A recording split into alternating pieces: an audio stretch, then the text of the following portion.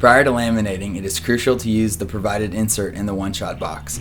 This will stop the box from pinching during the manufacturing process. Tape off the box using 3/4 inch tape. Some manufacturers choose to use extra cloth to cover the box. Laminate the board as one normally would, attempting to avoid any air from forming around the box.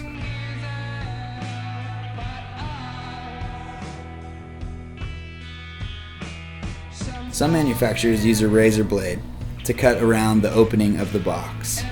This will help push out any excess air.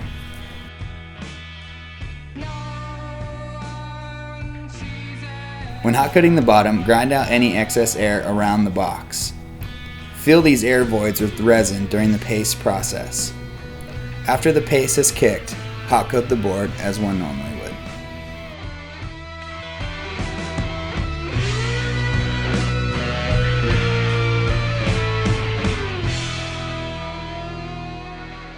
Sanding. When sanding the one-shot box, use a grinding disc or hard pad to flatten the box. Do not remove too much cloth off the flange because this will weaken the box. After grinding the one-shot box, use a hard pad or medium pad to ensure that the box is flat during the sanding process. Sand the board as you normally would.